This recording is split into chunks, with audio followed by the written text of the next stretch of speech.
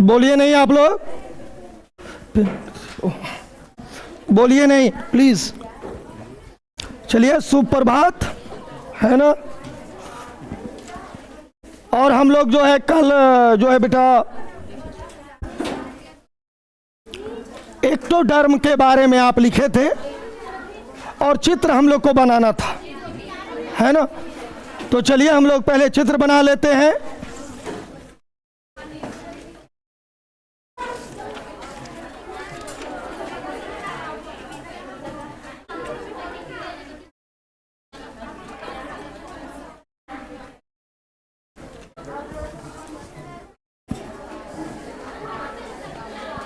चल बेटा चित्र बना लो।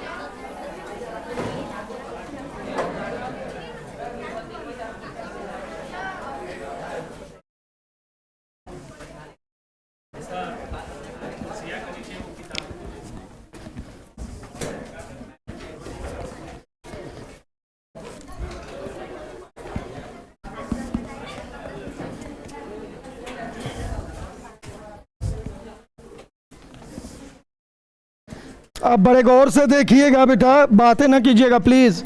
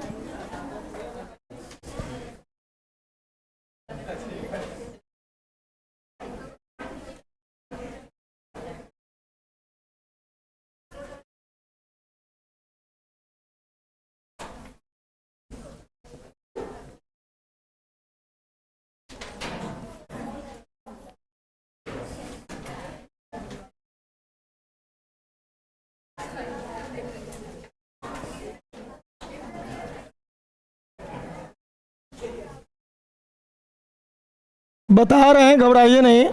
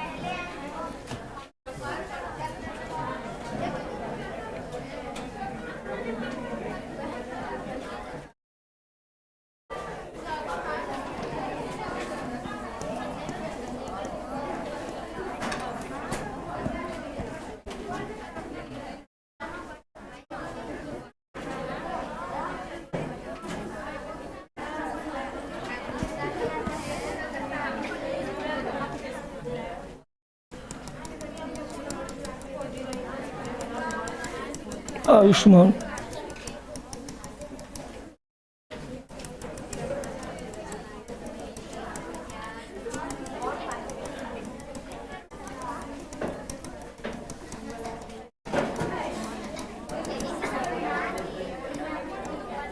हाँ चालू हो जाइए।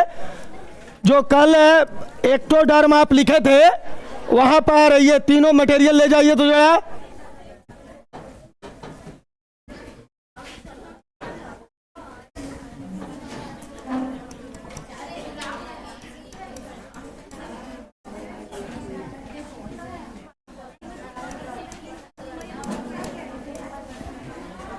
चलिए बना लीजिए इसको जरा जल्दी।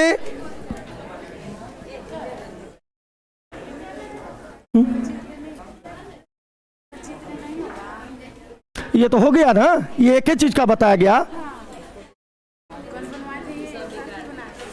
ये घर पे बनाई है तो वही वाला चीज या तो दोबारा बनाई है। चलो ठीक है, बनाइए तो इसको जल्दी। हाँ बेटा, तो 2 को बना लो, बाकी ना हलाई। हाँ जल्दी करो इसको, इसको बना लीजिए, इसके बाद चर्चा करते हैं। चल बेटा जी जल्दी कर। एक्टोडर्म के नीचे बनाइए, इसमें तीनों है, एक्टोडर्म, एंडोडर्म और मेसोडर्म, तीनों दिखा दिए इसमें। चलो जल्दी बनाओ।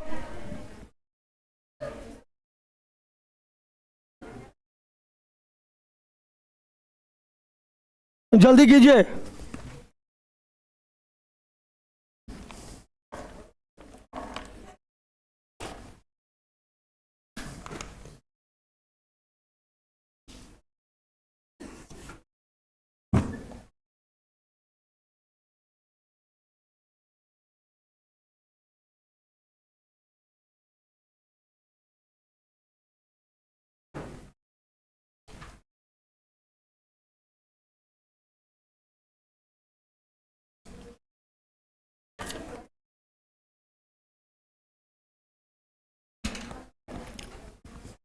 ज़्यादा कुछ नहीं था, कल ही लेक्चरर हो गया था, इस बार स्पीचिंग हो गई थी।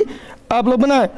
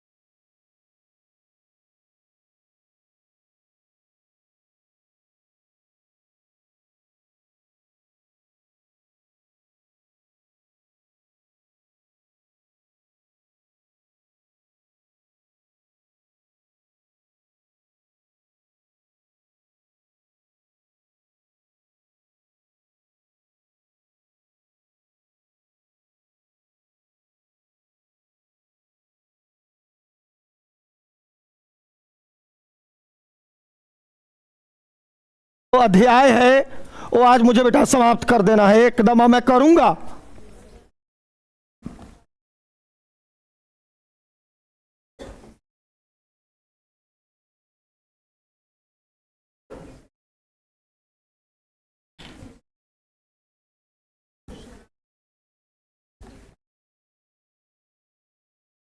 और आप लोग देखते रहें वीडियो को, हैं, कमेंट्स भी करें, सब्सक्राइब करें, और देखते हैं आप लोग। हाँ शेयर करें, जो आपके भाई बहन दूर पढ़ते हैं उनको बताएं कि वो गुड्डू सर हथिन, है ना, पढ़ावा हथिन, तन मनी देख ली ही है ना। मेरे कहने का मतलब है बेटा कि अपनी मातृभाषा से सबको प्रेम है, और बिहारी होने पर मुझे बहुत गर्व भी है ना। हम मगही भी बोलते हैं, भोजपुरी भी बोलते हैं, और मुझे अपनी मिट्टी से जो प्रेम है वो मत पूछो।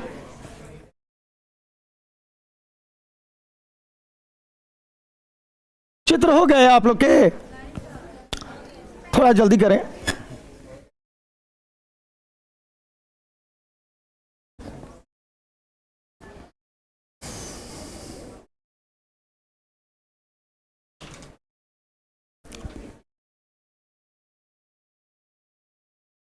उत्तर बोल दें, उत्तर तो कल एक्टोडर्म का हो ही गया था, है ना। मीसोडर्म पर यानी मीजोडर्म पर यानी पैरोक्सियल ब्लास्ट पर मुझे विवेचना देनी थी।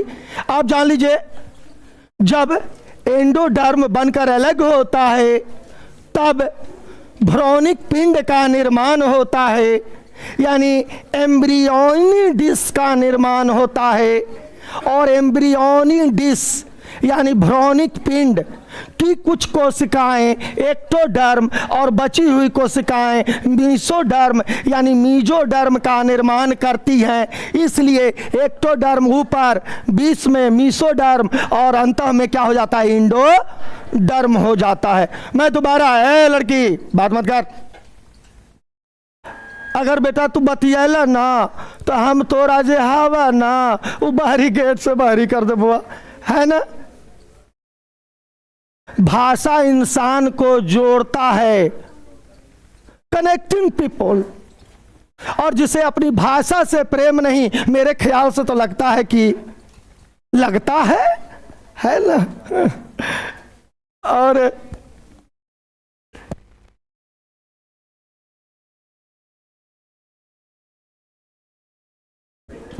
चलिए, तो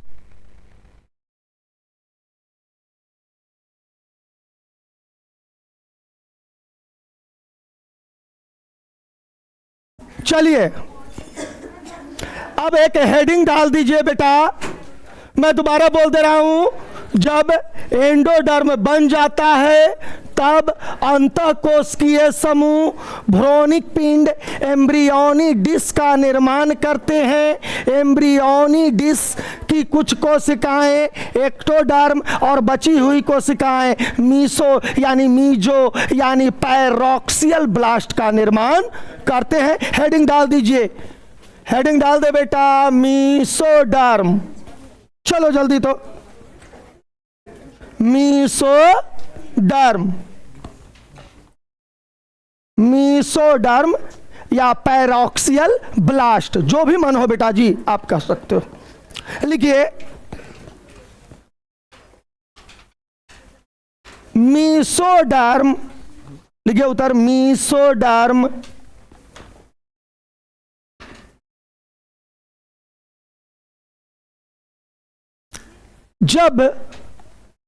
जब भ्रूणिक पिंड से, भ्रूणिक लिखा तो ना बेटा, भ्रूणिक पिंड से एक्टोडर्म बन जाता है, भ्रूणिक पिंड से एक्टोडर्म बन जाता है, तब भ्रूणिक पिंड की बची हुई कोशिकाएं, तब भ्रूणिक पिंड की बची हुई कोशिकाएं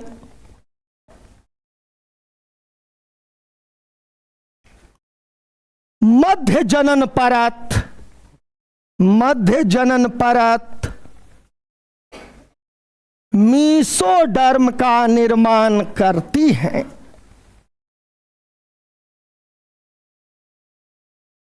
मध्य परत मीसोडर्म का निर्माण करती हैं। बस हो गया आपका गैस्ट्रुलेशन और तीनों जनन परत, ये खत्म हो गया। अब ए बेटी पेन रख दीजिए, पेन रख दीजिए। अब मुझे पढ़ना यह है बेटा जी कि प्रेगनेंसी यानी सगर्भता यानी गर्भावस्था अवधि के दौरान फीटस में हर महीने क्या चेंज होता है, क्या परिवर्तन होता है। मैं दोबारा रिपीट कर रहा हूं कि कई बार क्वेश्चन दे देता है। देखिए इस बार बहुविकल्पी में दिया था कि बताइए कि दूसरे सप्ताह के अंतिम में फीटस का क्या बन जाता है। मेरे कहने का बस सीधा मतलब है कि कुछ भी डाल देगा, बीच से उठाएगा और डाल देगा।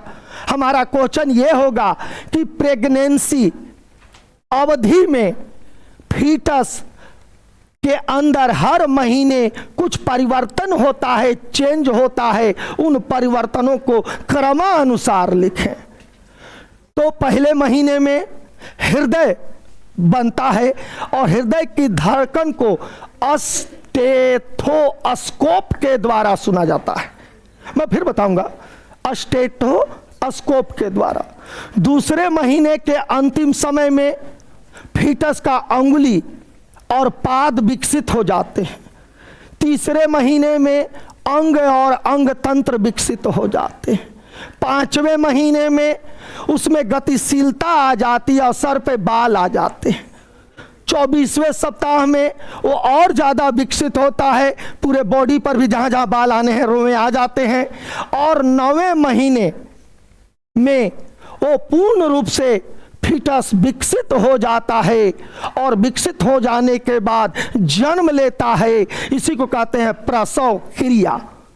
और ये प्रसव क्रिया न्यूरो इंडोक्राइन के अंतर्गत होता है, जिस पे हम चर्चा करेंगे, है ना। तो हमारा क्वेश्चन पहले सीधा सा होगा कि प्रेगनेंसी अवधि में फीटस में क्या परिवर्तन हर महीने होते हैं, संक्षेप में उत्तर लिखें। तो मैंने अभी आपको दोबारा बताया, पहले महीने के अंत में फीटस के हृदय बनता है और उसकी धड़कन को स्टेथोस्कोप के द्वारा सुना जा सकता है। अब बहुविकल्पी यहां बनाया कि बताइए फीटस के हृदय की धड़कन को किससे सुनते हैं, तो स्टेथोस्कोप के द्वारा। जैसे दे दिया था कि दूसरे महीने के अंत में फीटस का क्या विकसित हो जाता है, तो पैर, पाद और अंगुलियां विकसित हो जाती हैं। तीसरे महीने में अंग और अंग तंत्र विकसित होते हैं। 5वें महीने में जो है बेटा वो गतिशील होता है, चलता है। लोग कहते हैं कि अक्सर मैंने देहातों में सुना है कि महिलाएं अक्सर बोलती हैं कि दीदी लइकवा चलत ना है। अरे ये चलत का है रे भैया, वह चलना नहीं, हमारे माताओं और बहनों के गर्भाशय में म्यूकस द्रव, एमनियोसेंटेटिस द्रव होता है, जिसके कारण वो बहुत चिकना होता है, जिसके कारण बच्चा कभी दाएं तो कभी बाएं, कभी बाएं तो कभी दाएं। अगर एक साइड में ही बच्चा ज़्यादा देर रुकेगा बेटा जी, तो माँ को सांस लेने में और उपापचय क्रियाओं में प्रॉब्लम होगी, है ना। और गतिशीलता बच्चे में आता है 5वें महीने के अंतिम अवधि में, है ना। और इससे पहले टुघुरता है उस चिकने द्रव के कारण, बहुत ज्यादा चिकना होता है वो, है ना। तो हमारी माताएं बहनें कहती हैं अपनी बहनों से, या जो मैंने वर्ड प्रयोग किया तो वो चलता नहीं, गतिशीलता तो आती है 5वें महीने में। चलिए क्वेश्चन लिखते हैं, लिखिए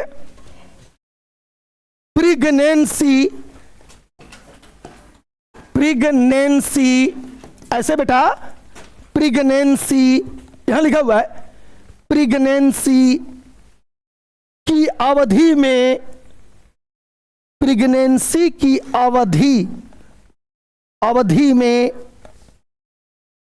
अवधि को समय भी बोल दोगे तो कोई बुराई नहीं है। अवधि में फीटस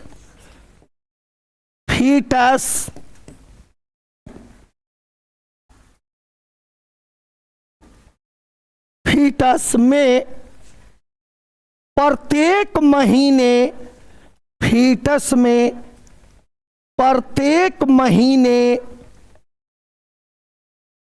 कुछ ना कुछ परिवर्तन होता है, हर महीने कुछ ना कुछ परिवर्तन होता है, उसे बताएं।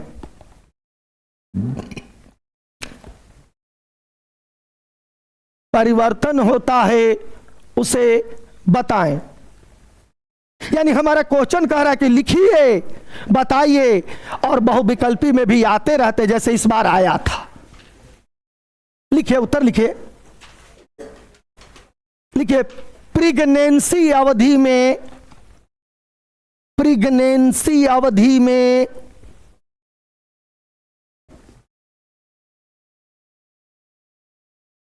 फीटस में प्रति महीने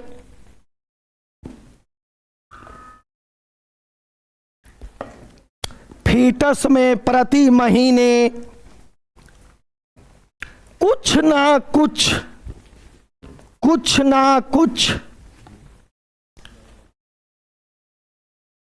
बदलाव अर्थात परिवर्तन आता है, जो निम्नलिखित है जैसे, परिवर्तन आता है जो निम्नलिखित है जैसे। रुक जाइए, यहां क्वेश्चन में उत्तर बढ़ाने का आइडिया होना चाहिए, स्टाइल होना चाहिए। आप लघु उत्तरी में देगा बेटा, आप 2 लाइन लिख लोगे और कामना करोगे कि हमरा 2 गो नंबर मिल जाए, नहीं मिलेगा। उसके लिए आपको लिखना पड़ेगा, तो उत्तर ऐसे बढ़ता है। पहला नंबर डाल दो उसमें, जैसे में बाद पहला नंबर डालो, लिखिए फीटस के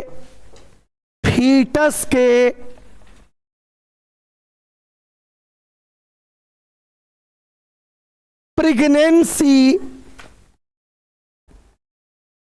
फीटस के प्रेगनेंसी अवधि के पहले महीने में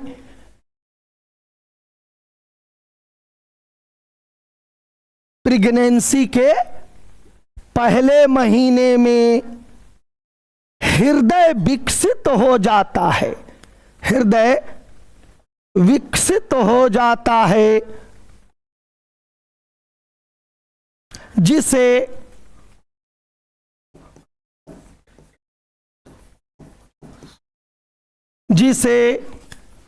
स्टेथोस्कोप के द्वारा, जिसे यहां है बेटा, जिसे स्टेथोस्कोप के द्वारा सुना जा सकता है, जिसे स्टेथोस्कोप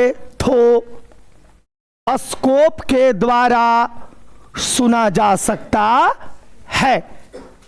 अब एक में 2 को बहुविकल्पी बना, सुनेंगे किससे? स्टेथोस्कोप से। फीटस में हृदय कब निर्मित होगा? प्रेगनेंसी के पहले महीने। अब ये दोनों जो हो गया बहुविकल्पी, अब ऐसे करके देता है बोर्ड, ऐसे ही देता है और अगली साल भी ऐसे ही देगा। हर एंगल को जोड़िए, तब जाकर आप कोई विषय पर राज्य करेंगे और आपके अंदर क्या आएगी बेटा जी? क्वालिटी आएगी, निखार आएगा। अरे मरने को तो सब मरते हैं यार, लेकिन मरने से पहले कुछ ऐसे कर जाओ कि दुनिया तुम्हें याद रखे, क्योंकि एक रेशम का कीड़ा मरने से पहले भी 100 साल का रेशम देकर जाता है। हम तो इंसान हैं। समझ रहे हो कि नहीं मेरी बात? आप मेहनत करो, परिश्रम करो और बायोलॉजी का जिम्मा मेरे ऊपर छोड़ दो। हम जैसे कहें वैसे करते चलो बेटा, कल्याण होगा आपका। दूसरा नंबर डाल दीजिए, लिखिए प्रेगनेंसी के दूसरे महीने के अंत तक, प्रेगनेंसी के दूसरे महीने के अंत तक फीटस का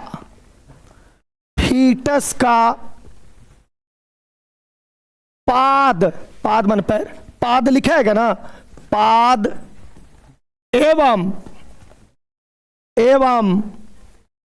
अंगुलियां विकसित हो जाती हैं। पाद एवं अंगुलियां विकसित हो जाती हैं। पाद एवं अंगुलियां विकसित हो जाती हैं। फिर तीसरा लिखे, तीसरे महीने के अंतिम में, तीसरे महीने के अंतिम में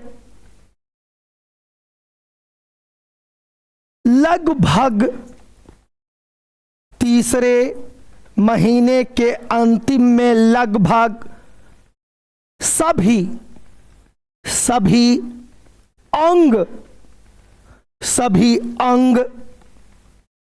और अंग तंत्र विकसित हो जाते हैं। तीसरे महीने के अंतिम में लगभग सभी अंग और अंग तंत्र विकसित हो जाते हैं।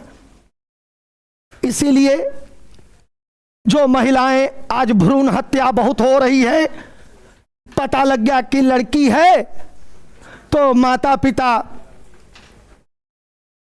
ये महापाप है।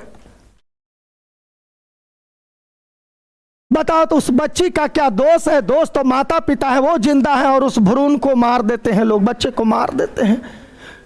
क्योंकि तीसरे महीने में पता लग जाता है उसका लिंग कि ये लड़का है या लड़की। आज ऐसे भी लिंग अनुपात का हाल बहुत खराब है भारत के अलग अलग राज्यों में, और इसका जिम्मेवार है दहेज। ये दहेज रूपी राक्षस, मैं राक्षस कहूंगा इसे, ये चैन से जीने नहीं दे रहा है लड़की के पिता को। अगर 5 लड़कियां हैं तो उस बेचारे को शादी करते करते वो स्वयं बूढ़ा हो जाता है 40 साल में। अब कहता है कि यार अब क्या कर दिया। ये दैत्य रूपी राक्षस जो बैठे हैं हमारे समाज में। चलिए हम ज्यादा मगजमारी नहीं करेंगे, चौथा नंबर लिखिए। लिखिए, प्रेगनेंसी के 5वें महीने में, प्रेगनेंसी के 5वें महीने में पहली बार गतिशीलता, पहली बार गतिशीलता एवं सिर पर बाल दिखाई देते हैं। गतिशीलता और सिर पर बाल दिखाई देते हैं। यानी 5वें महीने में बेटा उसमें बच्चा में क्या आता है, गति आ जाता है। अब वो तनी मानी अपन बेचारा अंग हिलाने लगता है। लेकिन एकरा से पहले माताएं या बहनें कहते हैं कि चले थे, अरे वो तो एक झिल्ली में पैक रहता है, बंद रहता है बच्चा। चिकने द्रव के कारण ऐसा लगता है, और वो जरूरी भी है। अगर 4 से 6 घंटा बच्चा इसी साइड में रह गया और इधर नहीं आ रहा है तो माता को बहुत सारी परेशानियों का सामना करना पड़ता है। मां शब्द बोलते हैं तो ऐसा लगता है बेटा कि सारी जहान का सुख आ गया। एक छोटा सा बच्चा मिट्टी में खेलता रहता है, घुंघरू मुनरू पहन ले रहता है, और दौड़ते हुए आता है तो माँ उसे अपने बाहों में फैलाकर भर लेती है, चाहे गंदा ही क्यों न हो जाए कपड़ा। इसलिए गुरु के चरण छूना, बाद में अपने माता पिता के चरण छूकर रोज आना, कल्याण होगा तेरा। क्योंकि बेगर संस्कार के ये विद्या तेरे काम नहीं आएगी, और न किसी की आई है ना। तो चलो अगला पॉइंट डालो इसमें। लिखिए,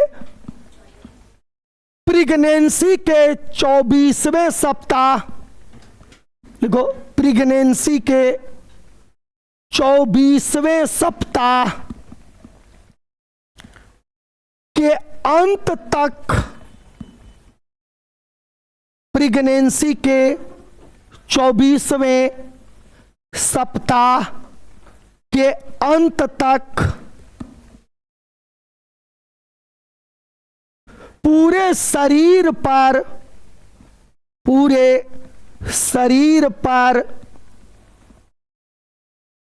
बाल आ जाते हैं।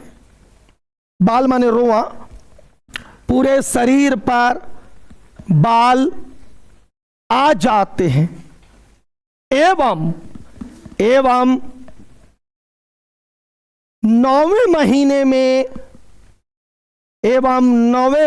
में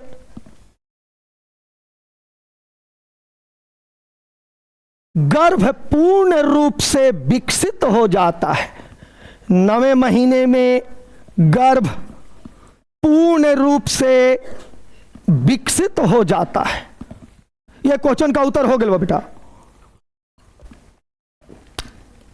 9वें महीने में गर्भ पूर्ण रूप से क्या हो जाता है, विकसित हो जाता है।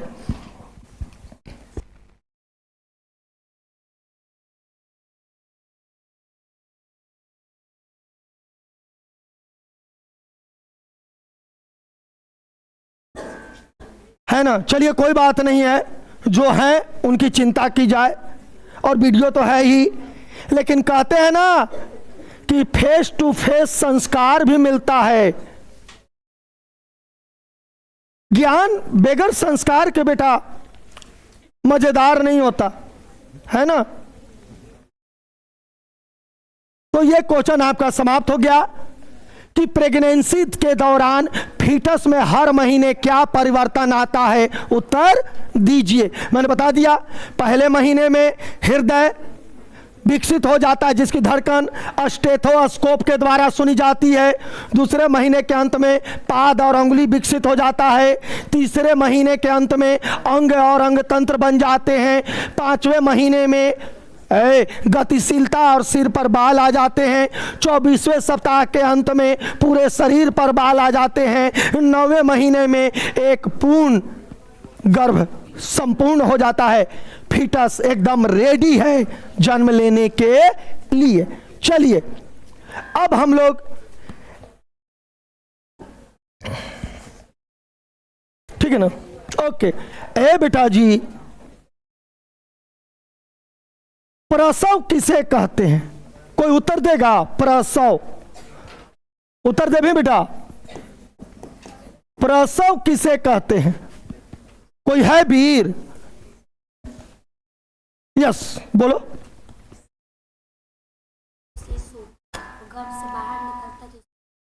बिल्कुल बिल्कुल बिल्कुल ठीक है, बैठिए, ठीक कह रही हैं। गर्भावस्था में जब शिशु जन्म लेता है या जन्म ले लेता है, यही क्रिया क्या कहलाती है बेटा जी? प्रसव। और प्रसव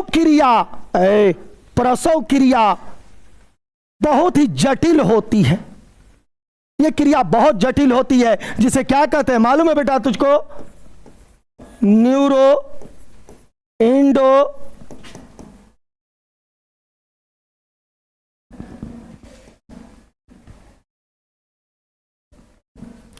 क्राइन, न्यूरो इंडोक्राइन कहते हैं इस जटिल प्रक्रिया को। ध्यान से सुनना, जब गर्भावस्था में गर्भ जन्म ले लेता है, बच्चा जन्म ले लेता है, तो इसे प्रसव कहते हैं। और यह प्रसव जटिल क्रिया के अधीन होता है, जिसे न्यूरो इंडोक्राइन कहा जाता है, जिसे हिंदी में तंत्री अंतःस्रावी कहते हैं। क्या कहते हैं बेटा?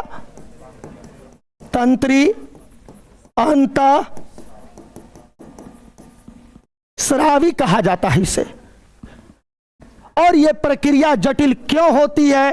क्योंकि मस्तिष्क, तंत्रिका तंत्र और अंतःस्रावी ग्रंथियों से निकलने वाले हार्मोन इस प्रक्रिया को जटिल कर देते हैं। किसको? प्रसव को। ठीक है ना, इसीलिए इसको कहते हैं न्यूरो इंडोक्राइन।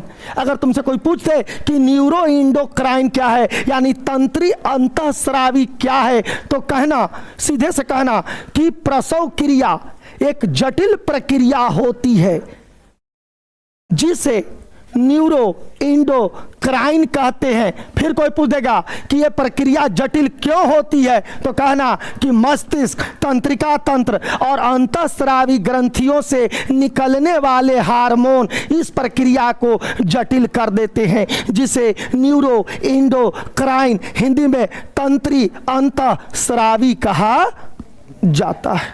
अब ये छोटे छोटे चीज लिखवा रहे हैं, है ना, बहुत छोटे छोटे। और बेटा, गर्भावस्था कितने दिनों की होती है? 9 महीना 5 दिन, 9 महीना 10 दिन। किसी को 9 महीने में भी बच्चे डिलीवर हो जाते हैं, बच्चा का जन्म हो जाता है, प्रसव होता है। 7वें महीने में भी सतवांश बोलते हैं ओकरा मगही में, है ना।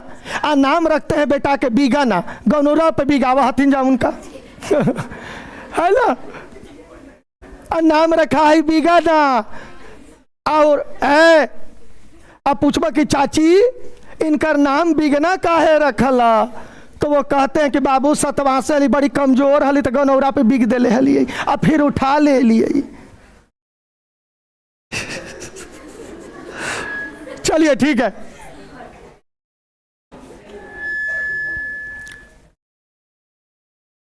तो यह है बेटा न्यूरो इंडोक्राइन प्रसव। हम ये अच्छा प्रसव के बारे में हमने क्वेश्चन लिखवाया था पहले आपको, नहीं ना? लिखिए प्रसव किसे कहते हैं, तो भना भना मार बेटा, प्रसव किसे कहते हैं? एक कौआ लिखो, प्रसव किसे कहते हैं?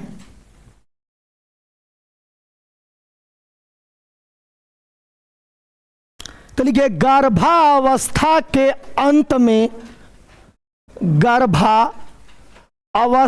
के अंत में शिशु का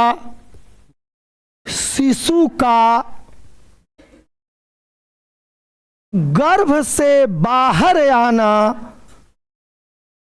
गर्भावस्था के अंत में शिशु का गर्भ से बाहर आना प्रसव कहलाता है, प्रसव कहलाता है।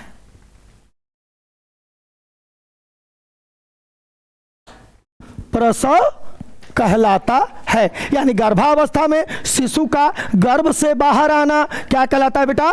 प्रसव कहलाता है। अगर तुमसे कोई पूछ दे, ये क्वेश्चन हो गया, अगर पूछ दे तुम्हें कि प्रसव पीड़ा क्या है, प्रसव पीड़ा क्या है? ध्यान से सुनिए पीछे वाले बच्चे, प्रसव तो ये हो गया कि बच्चा बाहर आ गया, अब क्वेश्चन बन रहा है कि प्रसव पीड़ा क्या है भाई?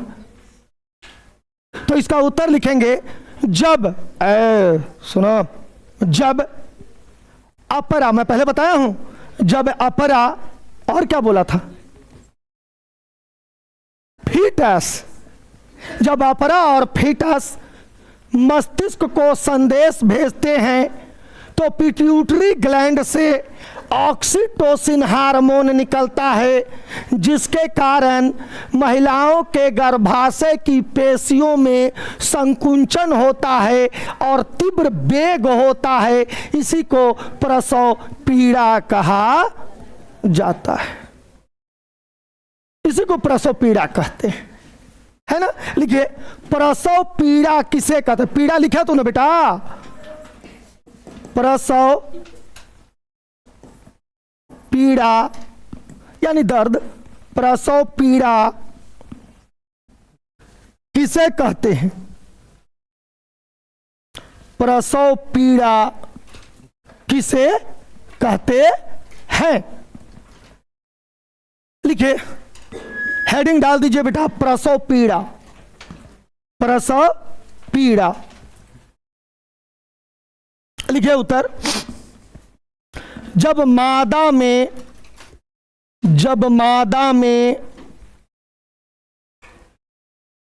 पीयूष ग्रंथि द्वारा, जब मादा में पीयूष ग्रंथि द्वारा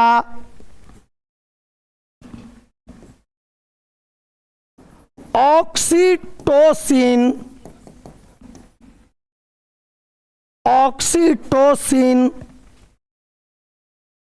हार्मोन स्रावित होता है, ऑक्सीटोसिन हार्मोन स्रावित होता है, तो गर्भाशय की अंतःपरत में, तो गर्भाशय की अंतःपरत में, अंतःपरत में संकुंचन उत्पन्न होता है, संकुंचन उत्पन्न होता है और वेग भी उत्पन्न होता है, और वेग भी उत्पन्न होता है। इसे ही प्रसव पीड़ा कहते हैं। संकुंचन उत्पन्न होता है और वेग भी उत्पन्न होता है, इसे प्रसव पीड़ा कहते हैं। इसे प्रसव पीड़ा कहा जाता है। अब हमारा एक क्वेश्चन रह गया, न्यूरो इंडोक्राइन क्या है? न्यूरो इंडोक्राइन क्या है, यानी तंत्री अंतःस्रावी क्या है ना? जहां समझ में नहीं आए, एक बार नहीं 100 बार बारंबार पूछिएगा। अरे भाई, जिंदगी सफर है और हम मुसाफिर, कहीं कहीं रुकते हैं, नाटक करते हैं, चल जाते हैं। ये मैंने नहीं कहा, ये शेक्सपियर ने कहा है ना, कि दुनिया एक रंगमंच है और हम कठपुतली, ये सारी दुनिया जानती है। लेकिन नयका लेखवन के तो बतावे न पड़ती हो, है ना, कि दुनिया एक रंगमंच है। और जीवन अनमोल है, और ये स्टूडेंट लाइफ, ओहो, ये तो मुझे याद आता है।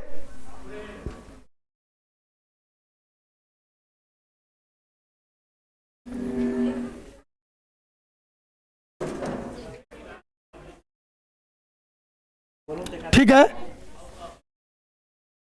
हो लग जी, अब ठीक है। हाँ, कैसे हो बेटा? चले, है ना, ये जो तुम्हारा उम्र है बेटा, ये जो बचपना है, ये किशोरा अवस्था है। जगजीत सिंह ने इस पर एक बहुत बढ़िया कहा था कि ये दौलत भी ले लो, ये शोहरत भी ले लो, और कोई छीन लो मुझसे मेरी जवानी, मगर मुझको लौटा दो बचपन का सावन। ये कागज की कश्ती, वो बारिश का पानी, ये लाइफ दोबारा जीने को नहीं मिलेगा। जी लो जी भर के। क्वेश्चन लिखो।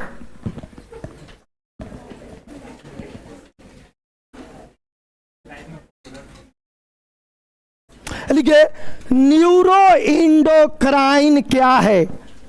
न्यूरो इंडोक्राइन क्या है? न्यूरो इंडोक्राइन क्या है? यानी हिंदी में बेटा, तंत्री अंतःस्रावी। न्यूरो इंडोक्राइन क्या है? लिखिए, प्रसव क्रिया, प्रसव क्रिया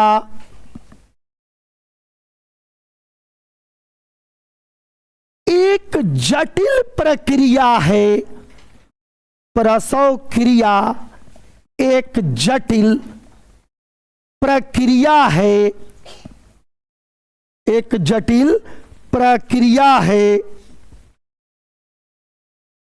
जिसे जिसे न्यूरो इंडोक्राइन, जिसे न्यूरो इंडोक्राइन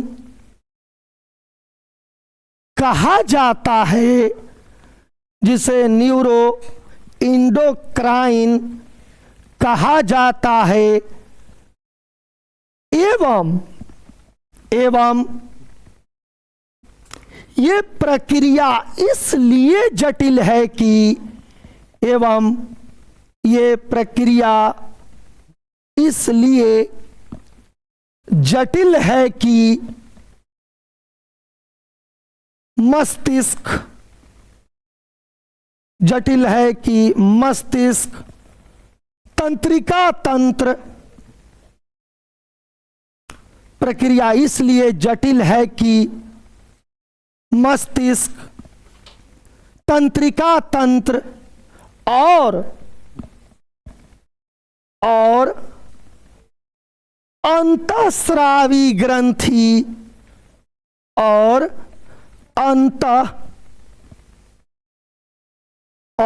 अंतःस्रावी ग्रंथि से निकलने वाले हार्मोन, अंतःस्रावी ग्रंथि से निकलने वाले हार्मोन इसे जटिल बना देते हैं।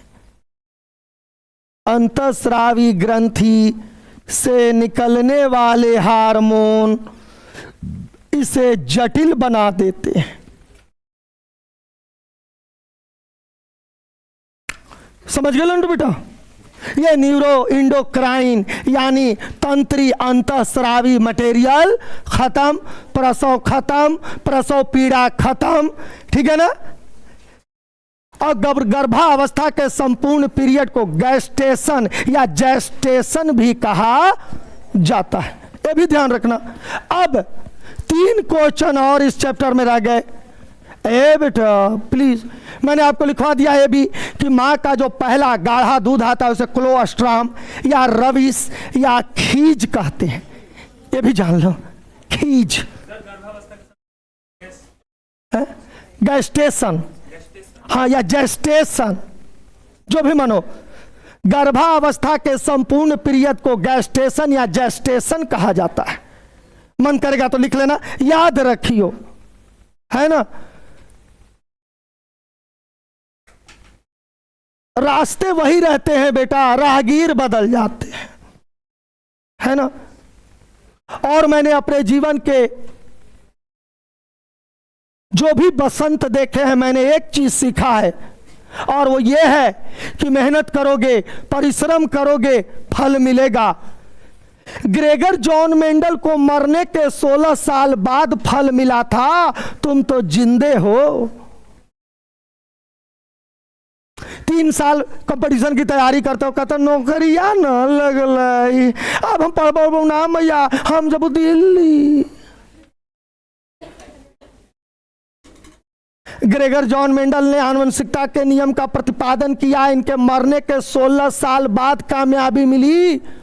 तुम तो जिंदा हो और अभी यंग हो, जो चाहोगे पालोगे, लेकिन मेहनत करना पड़ेगा, परिश्रम करना पड़ेगा। ये तेरा धर्म भी है और कर्म भी।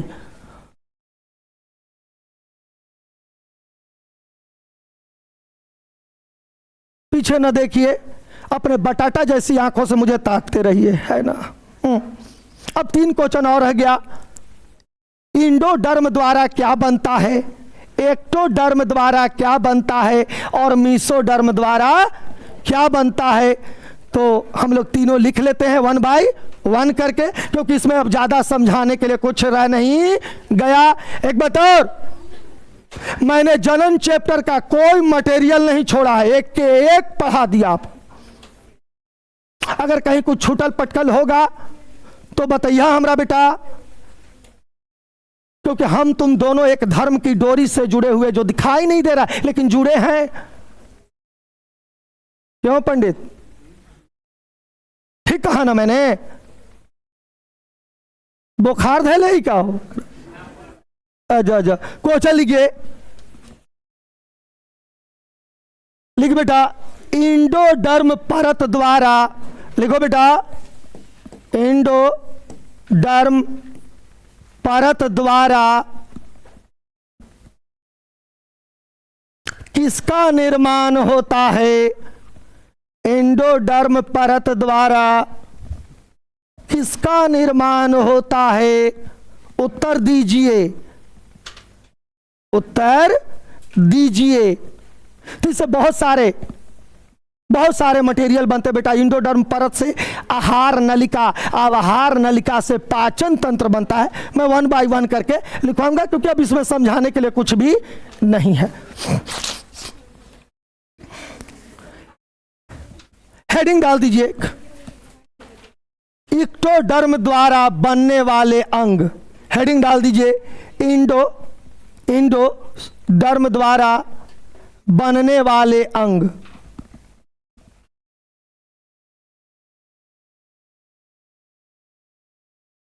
लिखिए, उत्तर लिखिए।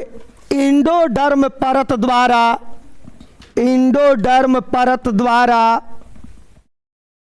अनेक अंगों का निर्माण होता है। इंडोडर्म परत द्वारा अनेक अंगों का निर्माण होता है। जैसे जैसे कॉमा दे दे के लिखते जाना। आहार नाल, आहार नाल लिखा तूने बेटा, आहार नाल जो, आहार नाल जो पाचन तंत्र बन जाते हैं, आहार नाल जो पाचन तंत्र बन जाते हैं, कॉमा थायराइड ग्रंथि, थायराइड ग्रंथि,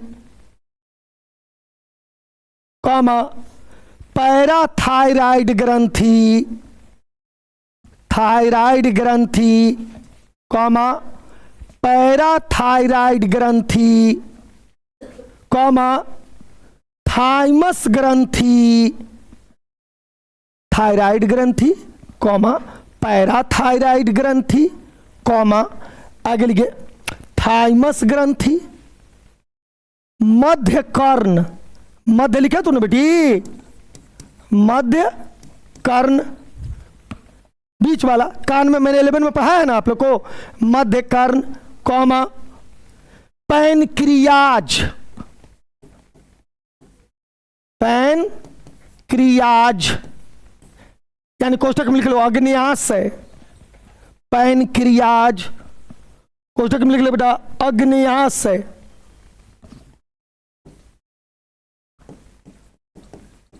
अग्न्याशय, कॉमा लीवर यकृत, लीवर यानी यकृत, कॉमा लेबिया माइनेरो की भीतरी परत, लेबिया माइनेरो की भीतरी परत, लेबिया माइनेरो की भीतरी परत, ठीक है ना, मैंने बताया ना लेबिया माइनेरो, लेबिया माइजेरो है ना, भगवा, ये सब बताया है ना आप लोग को बेजाइना में, ओके। लेबिया माइनेरो की भीतरी परत, कॉमा श्वसन तंत्र, श्वसन तंत्र, श्वसन तंत्र, कॉमा मूत्राशय, मूत्राशय, श्वसन तंत्र, कॉमा मूत्राशय, कॉमा बड़ी आंत, बड़ी आंत, ऐसा तो पाचन तंत्र लिखवाइए दिली बात, चीज बात वही है, चीज वही है, लेकिन फिर भी लिख ला बड़ी आंत, कॉमा छोटी आंत, जठर ग्रंथि, जठर ग्रंथि, जठर ग्रंथि इत्यादि बनते हैं, जठर ग्रंथि इत्यादि बनते हैं। और तुम लोग को मालूम है जठर ग्रंथि से जठूर रस निकलता है ना, मैंने आपको 11 में यह बताया, खासी चर्चा की है हम लोगों ने। यह हो गया बेटा किसके द्वारा, इंडोडर्म द्वारा, ये सारे अंग हमारे बॉडी में बनते हैं। ए बेटा जी प्लीज, 2 क्वेश्चन और है, और आज जनन लॉक है, कल टेस्ट है, परसों बहुविकल्पी का कॉन्सेप्ट मिल जाएगा, और उसी दिन आपका चौथा चैप्टर भी चालू हो जाएगा। ये 2 जियोलॉजी पढ़ा के तब 2 बॉटनी पढ़ाऊंगा। जीव विज्ञान शब्द सबसे पहले किसने दिया, उठ उठ जल्दी बैठो, जीव विज्ञान शब्द किसने दिया,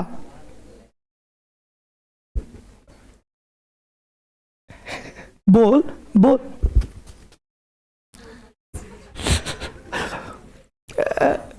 एनीबॉडी, कोई बोलेगा, बोलो किसने, एक ही को नमुआ बोले, जब 2 और नाम बोलो। लैमार्क और ट्रेवीरेनस ने दिया था 1802 में। डाउन। अरे भैया मेरे, जियोलॉजी और बॉटनी मिल गया तो हो गया बायोलॉजी, और जो तुमने बताया वो तो जीव विज्ञान का पिता है ना बेटा जी।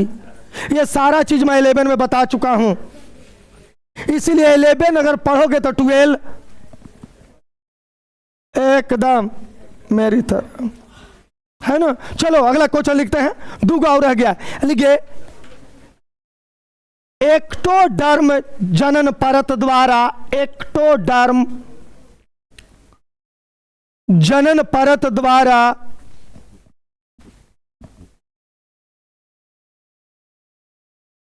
किसका निर्माण होता है? एक्टोडर्म जनन परत द्वारा किसका निर्माण होता है? क्रमानुसार उत्तर दें।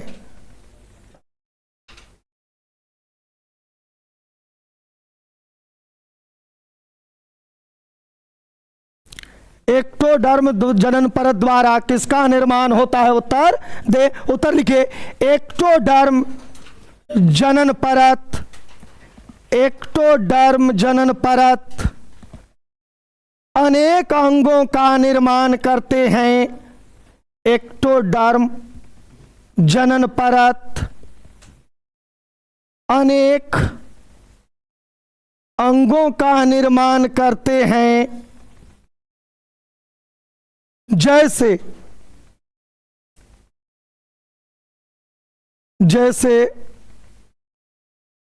त्वचा, त्वचा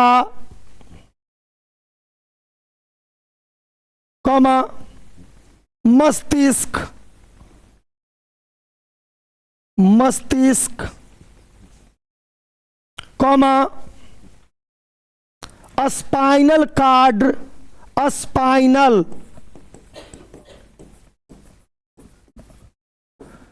स्पाइनल कार्ड कॉमा तंत्रिका तंत्र, तंत्रिका तंत्र। स्पाइनल कार्ड मतलब समझ रहे हो ना? रुक जाओ, उठ। स्पाइनल कार्ड मीन्स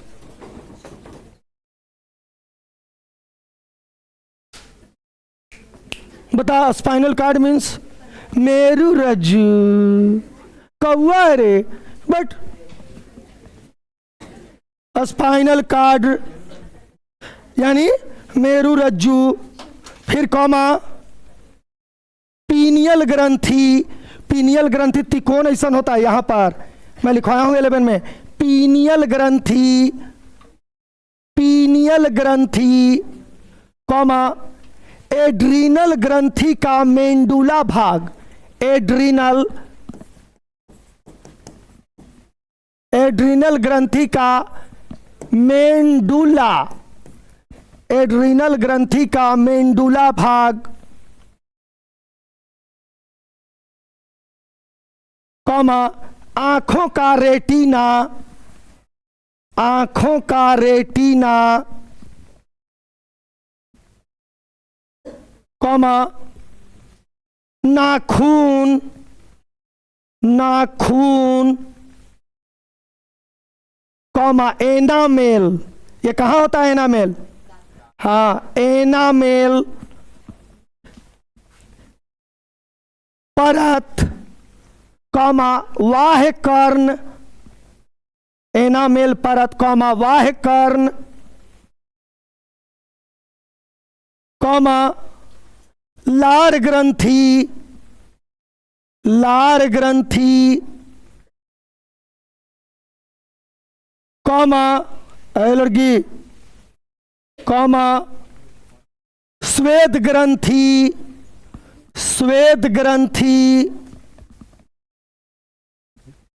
कॉमा तेल ग्रंथि, इसको मॉर्फिके ग्रंथि भी बोलते हैं। इसको क्या बोलते हैं? मॉर्फिके। तेल ग्रंथि को क्या बोला जाता है? मॉर्फिके ग्रंथि इत्यादि का निर्माण करता है। तेल ग्रंथि को क्या बोलते हैं बेटा? मॉर्फिके ग्रंथि का निर्माण करता है। अब अंतिम रह गया बेटा क्या? मीसोडर्म या मीजोडर्म यानी पैरोक्सियल ब्लास्ट। जो बच्चे नागा करते हैं वो उनको समझ लो कि अपने गले में फांसी लगा रहे हैं। एक तो ऊपर से पत्थर हैं, है ना, और ऊपर से क्लास नागा करते हैं जिन बच्चों के लिए वो अपने समझो कि अपने आप अपने गले में फांसी लगा रहे हैं। अभी नहीं मालूम चलेगा, जब दिसंबर गुजरेगा ना तो कहेंगे कि सर इंपॉर्टेंट, सर इंपॉर्टेंट खोजते हैं। क्वेश्चन लिखिए, मीसोडर्म जनन परत द्वारा, देखो मीसोडर्म जनन परत द्वारा किसका निर्माण होता है? मीसोडर्म जनन परत द्वारा किसका निर्माण होता है? उत्तर दीजिए, उत्तर दीजिए। तो लिखिए, इस जनन परत द्वारा हृदय वृक्क, यस, इस जनन परत द्वारा हृदय कौमा वृक्क, वृक्क लिखा तूने बेटा, वृक्क कौमा रुधिर वाहिनियां, रुधिर वाहिनियां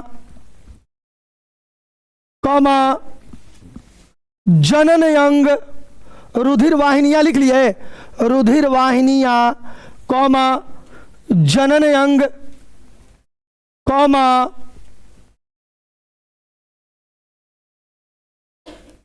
एड्रीनल ग्रंथि का कॉर्टेक्स भाग, वो मेंडुला लिखवा लेते ना, ये लिखो एड्रीनल ग्रंथि का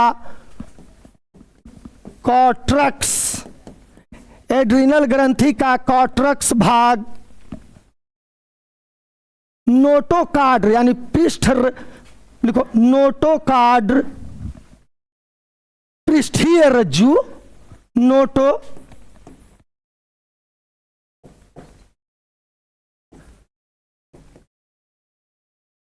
पृष्ठीय रज्जु, नोटोकार्ड यानी पृष्ठीय रज्जु कौमा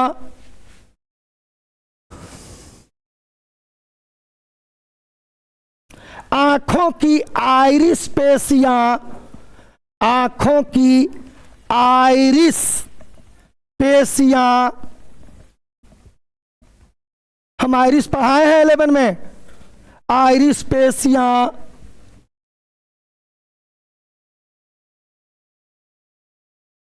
पलीहा, पलीहा को स्प्लीन भी बोलते हैं, पलीहा यानी स्प्लीन, पलीहा यानी स्प्लीन इत्यादि का निर्माण करता है, पलीहा यानी स्प्लीन इत्यादि का निर्माण करता है। ए बेटा जी, मैंने आपको टोटल आज ये चैप्टर तीसरा खत्म हो रहा है, जनन। आज थोड़ा जल्दी लिखवाया हूं बेटा, क्योंकि अगर नहीं करता तो पूरा नहीं होता, और आज समझाने के लिए कुछ ज्यादा नहीं था, जहां था मैंने बात को रिपीट किया है ना। और आपका जो चौथा चैप्टर है बेटा जी, उस चैप्टर का नाम है, आज ही डाल लो तो बेहतर है, जनन स्वास्थ्य। चौथा चैप्टर जनन स्वास्थ्य। क्लास नागा न कीजिए, ऑनलाइन ज्यादा देखोगे तो आंख भोथरा जाएगा, ऑफलाइन पे भी नजरें गड़ाए रखो।